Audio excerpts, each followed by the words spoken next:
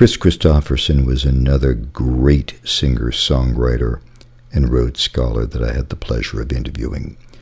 I liked him and his music, although I'm still thinking about a line from one of his songs in which he wrote, "Freedom's just another word for nothing left to lose." I never understood that.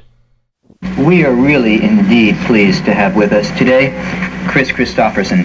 So many times when people say this man requires no introduction, they continue to do about 30 minutes by way of introduction. It's not necessary. It's just lovely to have you here.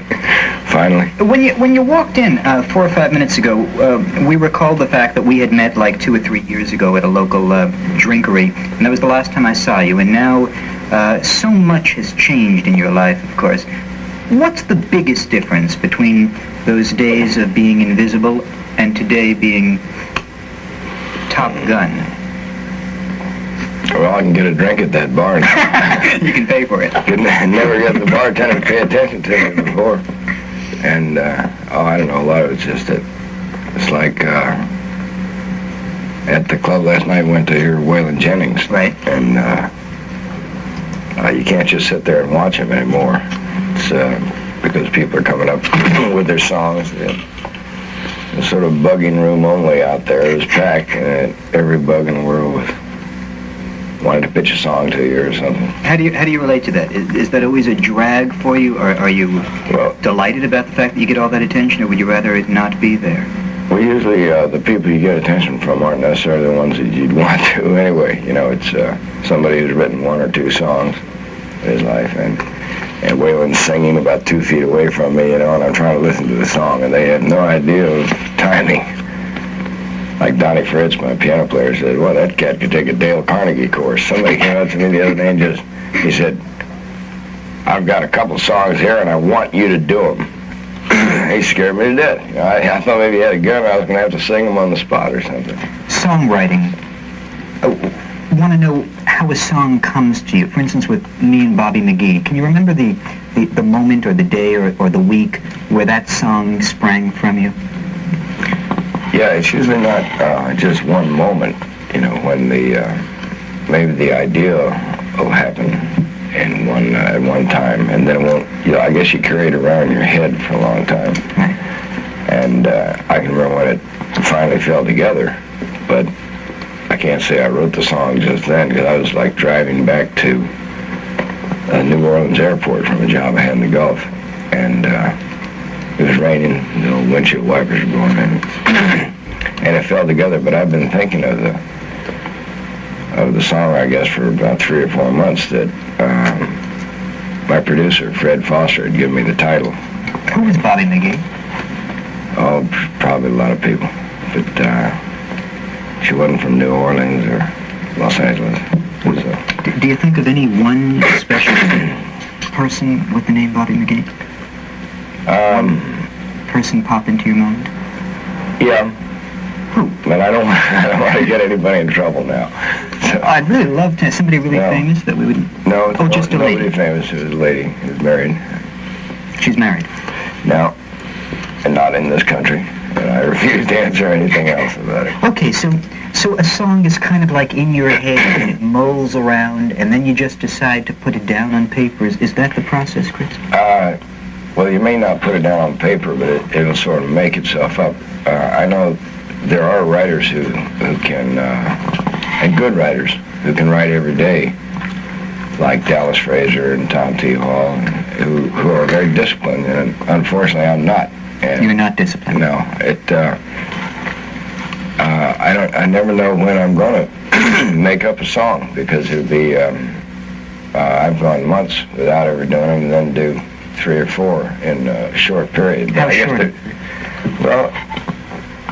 It's really hard to say, because you're always thinking about it in the back of your mind when you're driving, or when you're sitting in a bar or anything, and maybe you'll carry this idea for months.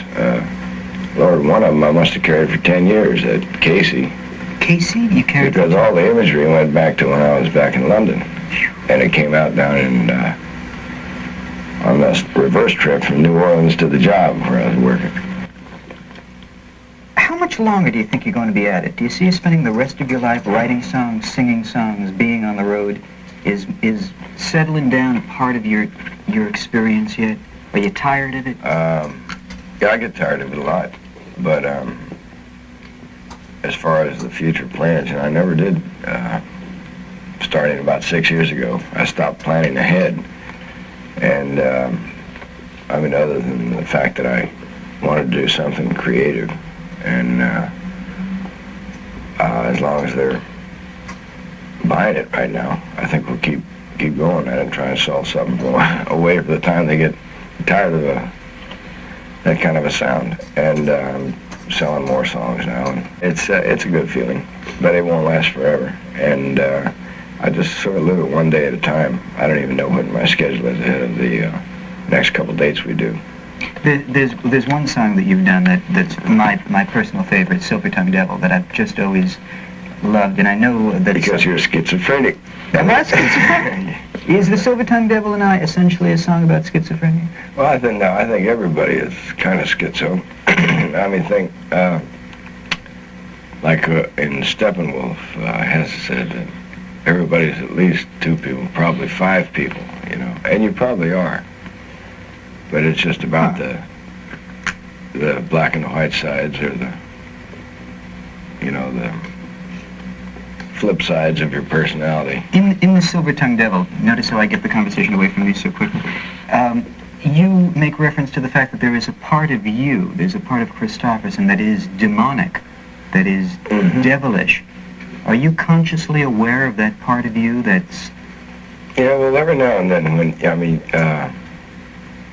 I imagine it's fairly common. I hope I'm not the only freak in the world, but you'll be sitting there and you think of yourself as a fairly sensitive or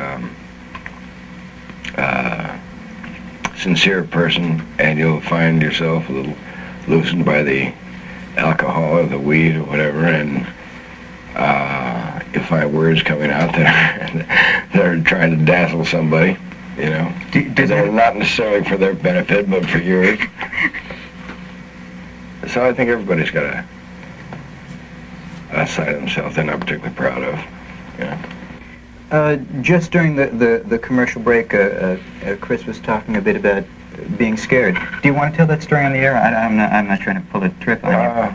Okay. Please. It was just it showed something to me, because I was surprised that I always still get scared. And it was about a year ago or two. You lose track anymore. But Johnny Cash was at the Hollywood Bowl, and John's done more shows, free ones and paid ones than most people do in a lifetime. But he was, and he's been through everything, Yeah. And before he was making his announcement, his hands were going like this, And Johnny Cash is straight now, And I asked him if he was scared, and he said, I always am. And so I didn't feel so bad. But I almost think that if I get to the point where I'm not, it might not be worth doing, That when you get to the point where you're no longer scared, it might no longer be worth doing. Yeah, it's not necessarily. I'd like to get to the point where it's not painful, but you have to have that nervousness. Just like, like at one point in my life, football was the most important thing. Football? And it's for a small college, and everything. But I was no All-American, but I was always, really nervous before every game. And then halfway through the last season, I stopped that, and I was conscious of myself moving around, and I was on top of it, and it wasn't fun anymore. And I wasn't able to lose myself in it, What are you afraid of? What is this fear? What is this thing that's... Well, even giving a speech in front of a bunch of people has got to be scary. But a song thing, if you're giving a good performance for somebody, I think you're being honest with them. And, just like James Taylor's performance, I think are really, really honest. And you're laying yourself a little bare. You're not only singing, which you get criticized for, but you're singing your own songs, which is like an expression of what's inside you. If people don't like it, it's embarrassing. Or something. You said a great, a fascinating line. I think the line is the key to this whole thing. You said you're laying yourself bare, and maybe just laying oneself bare is scary. Well, yeah, it's like standing naked in front of a bunch of people, you know. And it may not be scary, but it's not the most comfortable feeling in the world, you know. That expresses it very well. I don't want to get personal or annoy you or anything, but can we talk just a little bit about drinking? Sure. Norman Mailer once said that most Americans get their spiritual experiences from alcohol, and I'm inclined to agree with him. People know that from time to time you like to take a sip. Is it a spiritual trip with you? Not hardly. I never felt anything spiritual from drinking. Why do you drink? I don't know. I guess to help me through the hard spots. Like I drink before I'm singing because I don't like the sound of myself sober. You don't like the sound of yourself sober? No, that's got a nice alliteration to it there, doesn't it? It's amazing. No, we had to do one concert completely straight up in Ottawa. All the liquor stores were closed, and it was the most painful thing I ever did. It's like going to a cocktail party, you know, and being the only one who's not drinking, finding out how dull all your friends are. Are you drunk during most concerts? Not drunk. I used to be drunk during a lot of them, but I found out that was even more embarrassing than not drinking. But I have to take the edge off.